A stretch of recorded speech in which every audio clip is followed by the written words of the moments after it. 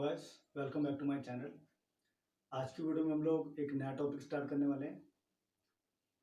तो आज की वीडियो में हम लोग कैलेंडर से रिलेटेड जितने भी क्वेश्चन हैं उनको करने से पहले हम लोग जो कैलेंडर है उसके जो पार्ट्स हैं उसके बारे में जान लेंगे कि कैलेंडर के जो क्वेश्चन होते हैं उनमें कौन कौन से पार्ट्स होते हैं। पहले हम उनके बारे में जान लेंगे, उसके बाद हम कैलेंडर से रिलेटेड जितने भी क्वेश्चन हैं उनको सॉल्व करने की ट्राई करेंगे। तो आज की वीडियो में हम लोग ऑर्डिनरी ईयर और लीप ईयर के बीच में जो डिफरेंस होता है उसको फाइंड आउट करेंगे। तो वीडियो को स्टार्ट करते हैं।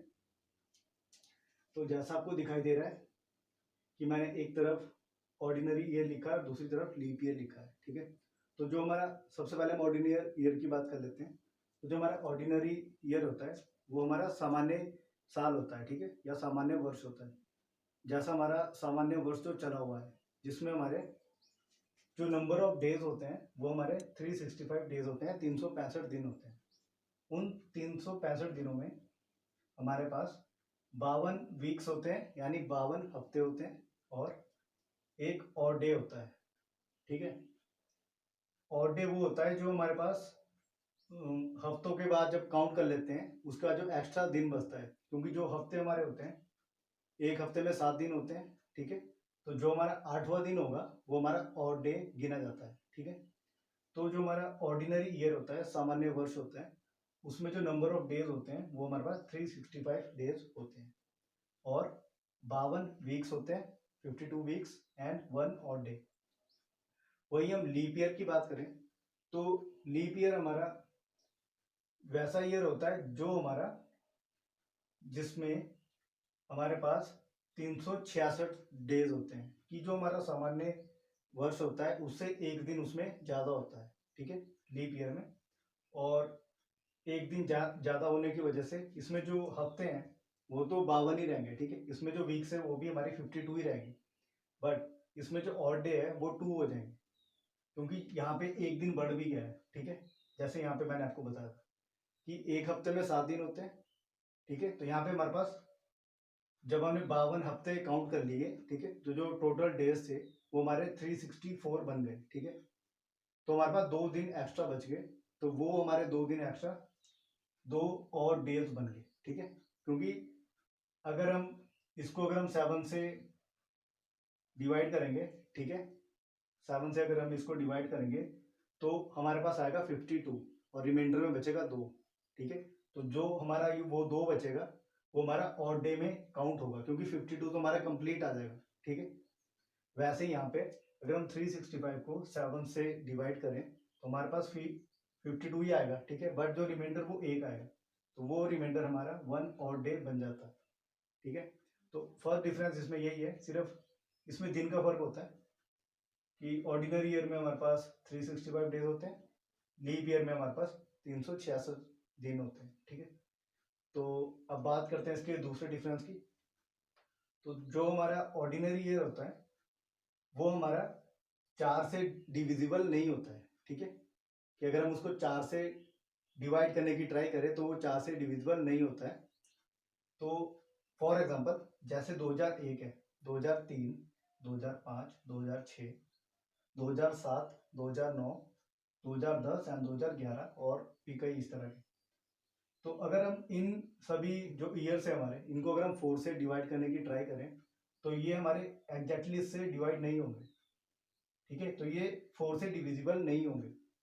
तो इसका जो दूसरा अंतर है, ठीक है, ऑर्डिनरी ईयर और लीप ईयर में, वो ये है कि जो ईयर्स इसमें आते हैं ऑर्डिनरी ईयर में वो हमारे 4 से भाग नहीं होते हैं, डिवाइड नहीं होते हैं।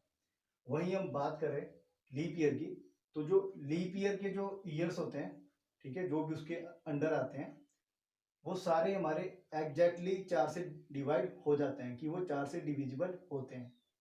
फॉर एग्जाम्पल जैसा आपको यहाँ दिखाई दे रहा है 2004, 2008, 2012, 2016, मीन्स 2004 उसमें 4 ऐड करेंगे, ठीक है, फिर 4 और ऐड करेंगे। इस तरह के जो भी ईयर्स होंगे वो हमारे लीप ईयर में आते हैं और वो 4 से एग्जैक्टली डिविजिबल होते हैं। तो इसमें जो दूसरा डिफरेंस है ऑर्डिनरी ईयर और लीप ईयर में वो ये है कि जो ऑर्डिनरी ईयर है हमारा वो हमारा 4 से डिविजिबल नहीं होता है, ठीक है। और जो हमारा लीप ईयर होता है उसमें जो ईयर्स आते हैं वो हमारा 4 से एग्जैक्टली डिविजिबल होता है। तो हमने इसके 2 डिफरेंस कर लिए। अब बात करते हैं तीसरे डिफरेंस की।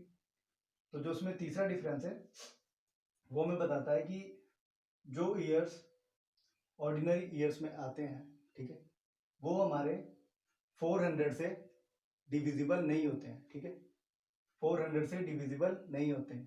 तो फॉर एग्जांपल जैसे हमारा 100, 200, 500, 600, 700 एंड 900, ठीक है, कि जितने भी हमारे ईयर्स इसके अंडर आते हैं ऑर्डिनरी ईयर के, फॉर एग्जांपल 100, 200, 500, 600, 700 एंड 900, तो वो जितने भी ईयर्स हैं वो हमारे 400 से डिविजिबल नहीं होते हैं।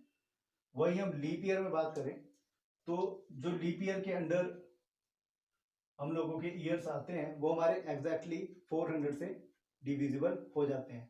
For example 400, 800, 1200, 1600 and 2000।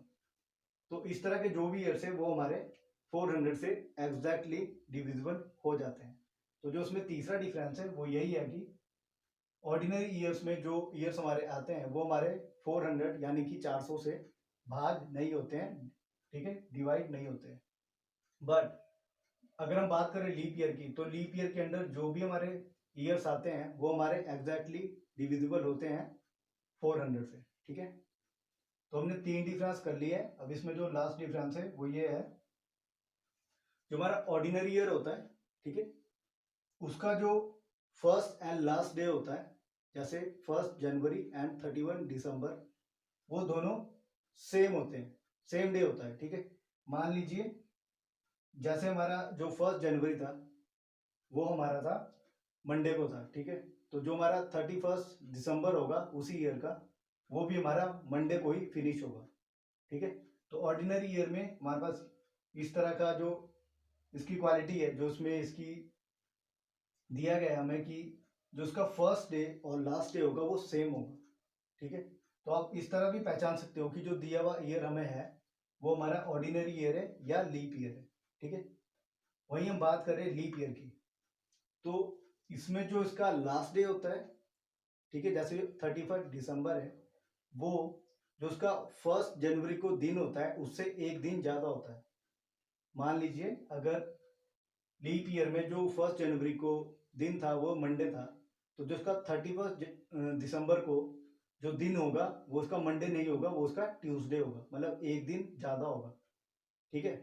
तो लीप ईयर में जब भी हमारा फर्स्ट डे होता है, जैसे 1 जनवरी है, अगर वो मंडे है तो हमारा जो 31 दिसंबर है वो हमारा ट्यूसडे होगा, एक दिन ज़्यादा होगा। और उसी तरह से अगर फर्स्ट डे हमारा फ्राइडे है तो हमारा जो लास्ट डे होगा वो हमारा सैटरडे आएगा, ठीक है, एक दिन मतलब बढ़ के आता है, ठीक है। तो यही इसमें मेन जो 4 डिफरेंस थे ऑर्डिनरी ईयर और लीप ईयर में। तो आई होप आपको ऑर्डिनरी ईयर और लीप ईयर के बीच में जो डिफरेंस होता है वो आपको समझ आ गया होगा कि इन दोनों के बीच में क्या डिफरेंस होता है और हम किस तरह से जो भी हमें ईयर दिया गया है उसको फाइंड कर सकते हैं कि वो हमारा ऑर्डिनरी ईयर है या हमारा वो लीप ईयर है। तो आज की वीडियो में हम लोग इतना ही करेंगे। अगर आपको ये वीडियो यूजफुल लगती है तो प्लीज़ वीडियो को शेयर कीजिए और चैनल को सब्सक्राइब कीजिए।